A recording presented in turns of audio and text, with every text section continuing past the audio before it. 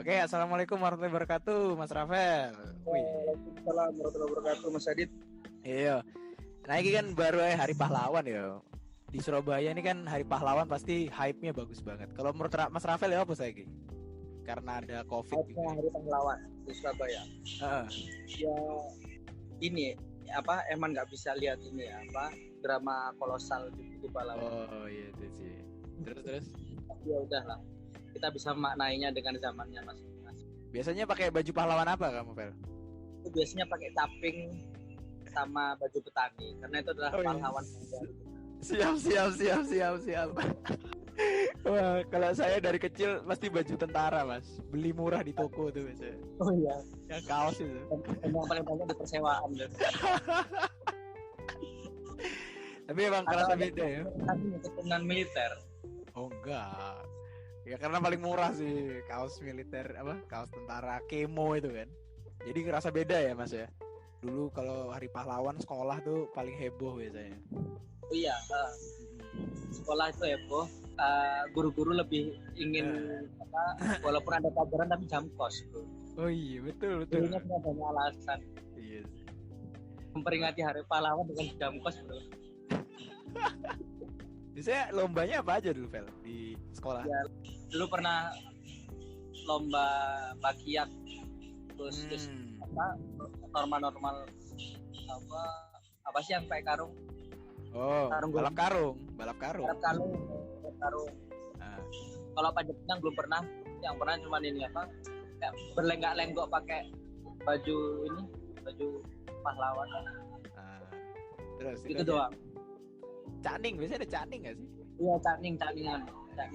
Iku sing ganteng sing ayu. Nek sing kayak Itu- gini Karena gitu ini yang pacarnya sekelas dipaksa. Iya. Lagi sing lagi deket dipaksa. Iya. Itu yang proses PDKT, bro. Iya sing lagi PDKT aku dipaksa. Kok ae, chemistry. Siapa ada chemistry? Atau kalau gitu karena mainstream ya yang ganteng sama yang ayu biasanya dibuat anomali. Iya. Ini ayu elek. Loh, tapi temen lo biar aku SMA harus sing kayak ngono menang loh. Juara siji. Soalnya gurune golek sing beda ya. Kita suka anomali. Betul, Vel. Sekarang itu era kita itu bukan dicari yang paling pinter, Vel, tapi yang different sekarang ini. Yang lagi laku tuh yang different. Jadi be different lah. Different tapi positif ya. Different yang positif. Iya sih. Ini kan tadi ngomongin tentang sekolah ya, tentang pendidikan nih. Gimana, Vel?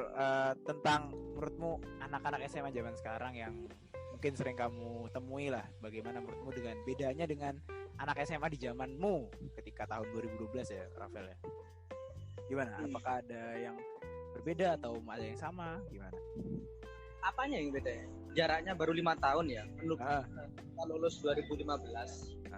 Tahun 2020. Mungkin bedanya lebih ke ini ya apa platform mengungkap berekspresi ya.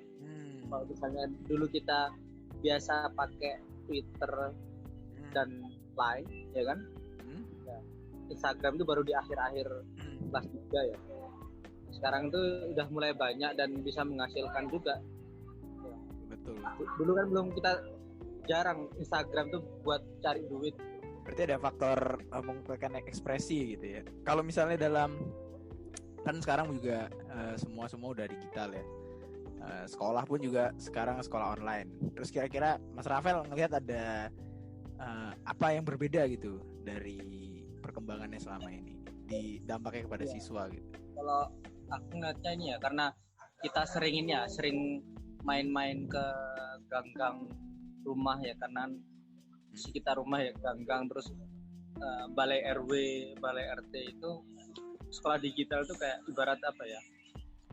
Ya kita nggak sekolah di sekolah, nggak belajar di sekolah, tapi kita kemudian belajar digital di balai RW yang itu anak-anak ngumpul di sana gitu. Oke. Terus apa main sepak bola, main layang-layang di gang-gang. Jadi ya gedung sekolah itu jadi museum ya, museum pendidikan. Iya.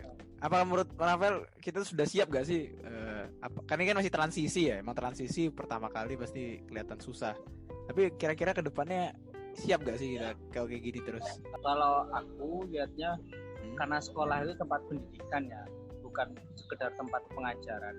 Yang namanya mendidik itu harus ada ini transfer pengetahuan, ada transfer ini emosi. Woy, itu yang siap. ada ini sekolah digital. Suasana hati itu sangat berpengaruh ya terhadap penerimaan transfer pengetahuan. Oke. Kan ini kita juga ngomong tentang digital ya. Pasti anak-anak zaman sekarang jauh lebih sering nonton daripada membaca, ya kan? YouTube itu pasti lebih rame lah dari Gramedia gitu loh. Atau toko-toko lainnya. YouTube pasti lebih rame. Tapi YouTube pun juga bagus. Aku nggak mau bilang kalau YouTube itu jelek, karena YouTube pun juga kalau kita tontonan di YouTube bagus, itu juga bagus juga gitu loh. Nah kalau Mas Rafael kan ini tentang karena orang-orang udah mulai menonton dan pasti minat membaca turun nih. Nah menurut Mas Rafael, anak-anak zaman sekarang atau teman-teman rekan-rekan minat membaca di lingkungan Mas Rafael gimana? Ya aku memaknai membaca itu ada beberapa tingkatan ya. Membaca dalam arti pertama, membaca dalam arti letterlek, yaitu membaca buku, membaca tulisan. Nah itu kita gunakan untuk biasanya ketika pertama kali kita diajari membaca, yang benar-benar membaca letterlek dan memahami isi teks. Oke. Membaca kedua itu kan tingkat selanjutnya itu sebenarnya membaca fenomena. Membaca lingkungan sekitar, kemudian mengaplikasikan apa yang kita baca, mengaplikasikan idealitas yang kita baca untuk menjadi realitas di sekitar kita. Nah itu membaca tingkat selanjutnya. Nah membaca tingkat ketiga itu biasanya ini sudah main intuisi, membaca situasi, kemudian bisa mencari jawabannya itu lewat intuisi. Nah, itu udah tingkatan lanjut lah, nggak cuman orang levelnya juga sudah bukan orang pintar juga, tapi orang-orang yang terpilih. Udah terasa ya, udah terasa itu biasanya. Oke. Dapat ilham, dapat tunjuk. Betul. Jadi membaca ini saya setuju sih, emang ada 3 levelnya itu ya. Berawal dari teks ya, ikro dulu dari teks ya. Terus kita main ke membaca misalnya keadaan alam gitu, baru kita situasi. Situasi ini biasanya kefokusannya beda ini sama yang level 2. Nah, kalau menurut Mas Rafael nih, aku ada data Mas.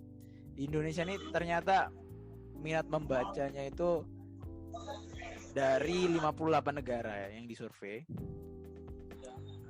Itu ternyata minat membacanya nomor 56. Dan di atas kita itu adalah Botswana. Botswana. Tapi Botswana bagus kalau nggak salah. Emang salah satu Afrika yang bagus. Ekonominya bagus. Ekonominya bagus. Nah, menurut Mas Rafael gimana? Tapi kita jauh banget di bawah Singapura. Singapura tuh udah 10 besar. Kalau nggak salah Malaysia pun juga udah di atas kita.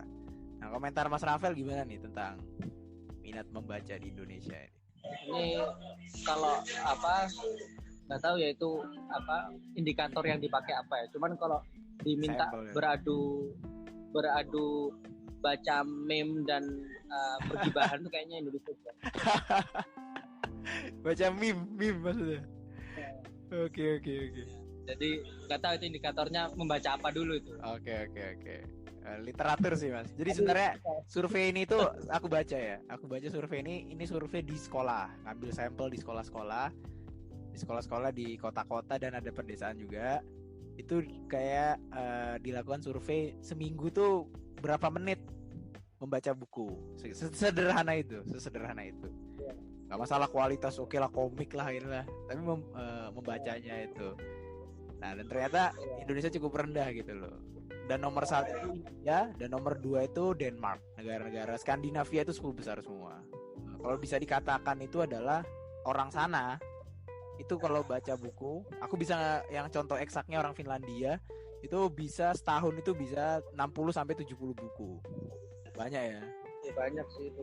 Berarti sebulan 5 bukuan. Sebulan bisa 5 bukuan. 5 kali 12 kan 60. Iya banyak banget lah pokoknya. Saya aja paling 15 saya nggak sampai. Nah kalau Indonesia ini ternyata 1 sampai 4 mas ternyata mas. Nah kalau komentar Mas Rafael gimana nih tentang hal ini? Aku tuh pernah ini ngobrol sama ini ya, salah satu pegiat literasi juga, bikin lapak buku keliling pakai sepeda ontel. Namanya Mas Yunas, dia punya perpus berjalan namanya perpus Prasojo. Dia itu bilang ya sebenarnya orang Indonesia itu minat bacanya tinggi, tapi ketahanan membacanya rendah. Oke. Jadi dia baru baca kata pengantar atau daftar isi sudah selesai. Nah itu jadi apa ya? Misal baca WA, ya memang WA belum bisa jadi rujukan ya. Tapi kalau katakanlah 2-3 slide itu sudah bosen. Jadi kalau mau bikin jar koman jangan panjang-panjang. Problemnya di ketahanan baca. Ya dan aku pun sepakat bahwasanya problemnya adalah di ketahanan baca, konsistensi untuk menyelesaikan bacaan. Sehingga kita dapat informasinya dan ilmunya itu nggak setengah. Apa jangan-jangan orang Indonesia suka menyimpulkan mas, baru depan dibaca langsung simpulkan gitu. Oh ini jelek gitu. Oh itu ya, oh itu bisa ya. Jadi mendahulukan education sebenarnya. Gimana jadi apa, baca awal tengah akhir ya, atau baca awal doang terus udah tahu ini isinya apa ya. Udah kayak orang ini menurut Mas Rafael bagus nggak? Iya bagus nggak kayak gitu? Hanya separuh simpulkan. Ya kan kita itu ini ya sekarang itu yang paling ditakutkan salah satunya hoax ya. Betul. Nah hoax itu di antara beberapa jenis itu yang termasuk yang paling banyak tercipta itu dari informasi yang setengah-setengah. Jadi siap. jarkoman atau yang share-sharean gitu ya. Bisa jadi paragraf awalnya betul ya, tapi kesimpulan akhirnya keliru. Oke. Jadi dia bisa dapat informasi dari kejadian atau apa, tapi seperempat atau seberapa dia nggak utuh. Jadi flood of informationnya ini terjadi sehingga fakta-faktanya itu ditutupi oleh ini tumpukan fakta keliru simulakra. Faktanya itu tertimbun di bawah. Nah, orang-orang cuma sampai baca sampai berapa lapis, nggak sampai fakta yang di bawah. Jadi penting ya, detail ini penting ya. Kalau puzzle itu kan nggak mungkin kita bisa menyimpulkan ini gambar ini gitu tanpa harus diisi semuanya. Nah, kemudian nih ngomong-ngomong tentang literasi nih, Mas Rafael sekarang lagi baca buku apa ini? Aku sekarang lagi baca buku Budaya Ilmu. Gimana tuh? Budaya Ilmu itu buku yang nulis namanya Prof. Wan Muhammad Marwan Daud. Yang intinya terkait budaya-budaya ilmu masing setiap peradaban, mulai dari peradaban kuno ya Yunani, mantap, sampai peradaban Barat sekarang ya. Udah berapa prosesnya, udah berapa jalan nih bacanya? Udah 40% lah. Dari halaman dari 300 halaman itu udah halaman 100-an. Oh iya. Kalau buku biasanya kajian-kajian gitu tebel tuh biasanya. Iya. Karena kan memang bicara masing-masing peradaban ya, mulai dari Yunani, terus Romawi, terus India, termasuk peradaban Kristen ya, gereja, sampai Islam, sampai sekarang peradaban Barat. Wah mantap. Kayaknya paket komplit itu harus dibaca sedetail mungkin itu kayak Mas Rafael itu. Barat soalnya kan Barat yang dimaksudkan bukan geografis, tapi Barat yang dimaksudnya adalah idea. Jadi orang yang berpikir, jadi Barat adalah orang-orang yang berpikiran seperti orang-orang Barat. Jadi bukan cuma orang Eropa, Amerika, tapi orang yang berpikir ini ya cukup liberal gitu ya. Bebas ya, sekularistik. Oke. Termasuk menarik. Kalau saya lagi baca ini Mas, Mengapa Negara Gagal. Tulisannya siapa tuh? Tulisannya orang MIT, namanya Darren Acemoglu. Oh, sama James Robinson. Itu buku yang dibaca Prabowo dulu itu Mas, yang waktu Pilpres waktu itu. ya, Kan di bawah itu kan, mengapa negara gagal lah itu.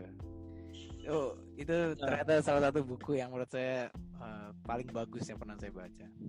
Iya, levelnya sudah dibawa ke pidato calon presiden ya. Soalnya dia bukunya tuh pinter menampilkan datanya luar biasa Mas. Saya sampai wah hebat banget ini. Ya. Jadi kayak daging semua gitu loh. Gak ada kalimat yang membuang-buang waktu gitu. Semua kalimatnya daging semua gitu. Iya. Gitu sih. Itu mungkin risetnya nggak sebentar itu. Oh iya 20 tahun itu Mas. Bukunya baru jadi 20 tahun itu. Hebat banget. Itu mahakarya itu. Iya, saya senengnya gitu sama orang apa ya? Kecenderungan orang-orang dari Boston tuh ya, kalau bikin karya tuh yang 20 tahun, 40 tahun. Jadi buku itu intinya ini sih Mas. Mau ngomong geografi, mau ngomong budaya, mau ngomong agama atau apapun, itu nggak mempengaruhi kemajuan negara. Yang bikin mempengaruhi itu adalah inovasi ya, satu inovasi itu harga mati, kemudian institusinya, jadi orang-orang yang memegang institusi, intinya kayak gitu. Contoh gampangnya ya, orang kan kadang bilang gitu, Rusia nih Eropa maju soalnya dingin gitu kan, ada 4 musim. Indonesia gak maju soalnya gak ono salju. Wah iso ae. Itu cari siapa itu? Kata siapa? Wong-wong iki kan, wong-wong biasa neng guyonan neng warung ngono. Indonesia gak maju kan salju soalnya. Padahal gak terlalu pengaruh. Contoh yang paling gampang bisa lihat Korea Selatan, Korea Utara deh. Iya. Korea Selatan, Korea Utara bahasanya sama, sumbernya sama, orang-orangnya sama, cuman institusinya sama inovasinya aja, ya enggak? Iya. Korea Selatan inovasinya gila-gilaan, ya kan? Korea Utara ya begitulah. Oke. Itu aja sih. Ini Mas. Tentang literasi, kalau boleh tahu Mas Rafael mulai sering baca buku sejak kapan nih? Kalau dulu SD itu ini suka baca kisah jenakanya Abu Nawas dulu SD. Nggak tahu kenapa ya. Kalau SMP itu udah banyak yang dibaca. Baru terus banyak baca lagi itu kuliah. Nah, kalau itu kan karena read for need ya. Jadi kalau saya salah tuh ada 2 Mas. Ada read for need sama read for joy. Iya. Nah, kalau kayak kita kuliah kan read for need tuh kan, lek di cover yo. Apa tak bocor dulu, sak tebel-tebel dulu. Kalau mulai read for joy-nya ini selain tadi waktu kecil, ketika kuliah atau gimana? Ketika udah mulai dewasa gimana? Yang udah mulai for joy. Read for joy setelah kita mendapat lingkaran diskusi ya. Keikutsertaan kita dalam lingkaran diskusi itu kan artinya kita sudah mulai menikmati bacaan. Iya, betul. Apapun lingkaran diskusi, sekecil apapun dan seberagam apapun, kan di situ kita bisa baca sendiri, baca bareng, terus kita diskusi hasil dari bacaan kita. Tingkat selanjutnya biasanya menulis. Terus selanjutnya ya pengamalan dari apa yang dibaca dan ditulis.